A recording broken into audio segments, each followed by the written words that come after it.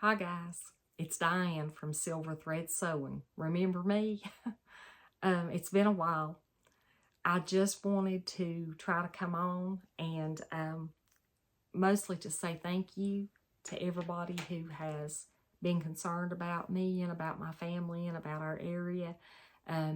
We, as most of you already know, or many of you at least already know, we had some severe weather from Hurricane Helene here in western North Carolina, Upper East Tennessee, um, I think upstate of South Carolina, from Georgia and Florida, of course. It was just devastating.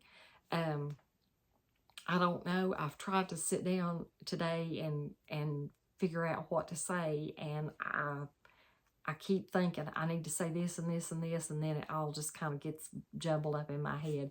But I'll try my best to be brief. I just want mostly to say thank you and to let you know we're okay. You know, my family, Greg and I, Salem, you know, we're okay. I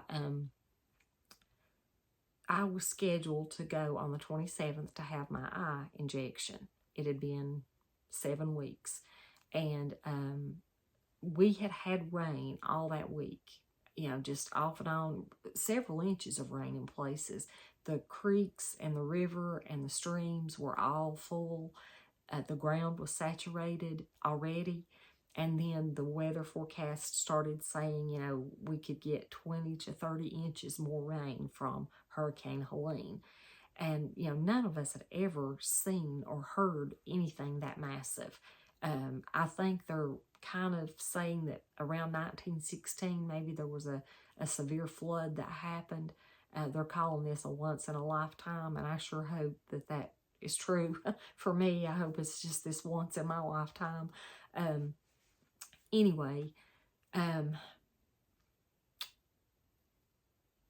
27th was pouring rain. You know, I don't think that the hurricane had even come all the way on shore in Florida, but we were already getting heavy rain and high wind. And so we took a little video out at the top of our driveway of the main road going down by the house, by the driveway, and it just looks like one big creek running, muddy water running. So this washed out our road, the main road. It washed out our water supply lines. They're laying strewn about, and we didn't have power. We lost, you know, phone, internet, of course, cell, all that. We didn't have anything for days. And that morning, the wind picked up, and we had a tree to fall, to break in the back of the house, and it hit the end of the house and the roof, and we scared us to death. But you know, we had minimal damage, so we're very, very fortunate. So anyway, that day, you know, that was the height of the storm, and so many people were just devastated. They lost property, they lost vehicles, they lost homes, they had trees fall on houses, they have, you know, people that they have still not found. They're still searching.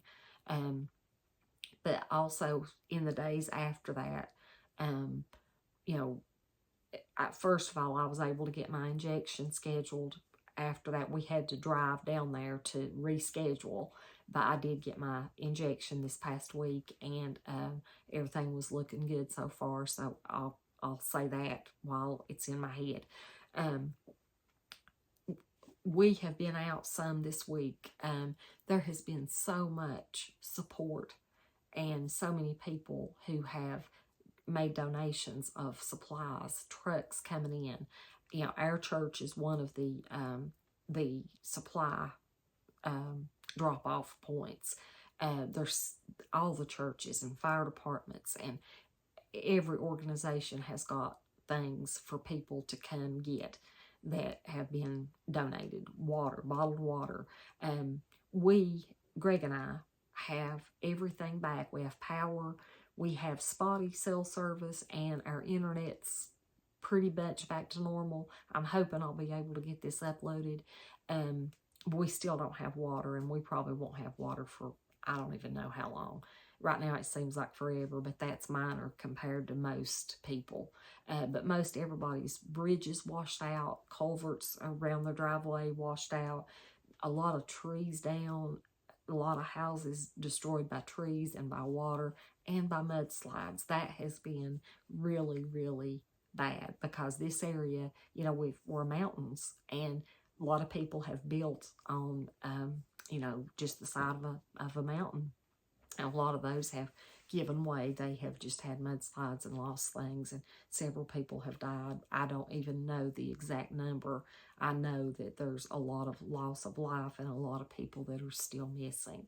Um, we have been so fortunate and had so many people who have cared, and they're bringing fuel, and they're bringing generators to people. They're bringing food and diapers and formula and, you know, just some food, just water, everything has just been coming in. And I've had so many people from my sewing friends that have been here. I've had Katinka, the seamstress at the cottage. She was the first one, I think, to reach out to me. And while I was getting my injection and I was away from home, I had enough service to get her message, and we were able to talk back and forth, and I let her know that I was okay, and I know she has passed that message on, and I'm so grateful. Carol from Sew Carol, Cynthia from Mountain Accent Sewing, Andrew from Andra Makes, Lisa from Threads and Cahoots, Appalachia Sews. I hope I'm not leaving anybody out of the ones. And then so many of the people who watch my little channel, I've been seeing these messages are starting to pop up, and I'm seeing them now. So hopefully I'll be able to answer those individually. But it means so much to me that you all thought of us and cared enough to reach out. I have the video that we took of our road, and I have some pictures.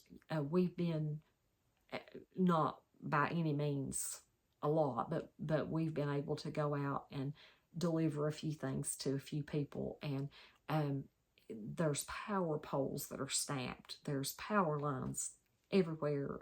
Pavement is crumbled in places, and just so much devastation and loss. But, you know, it took years for this area to get built up, and the infrastructure to be built up here, because, you know, I grew up in the backwoods, you know, mountain as you can get, just a poor little community, but wonderful people and hardworking people. And it took years for things to get built up to the way they are now.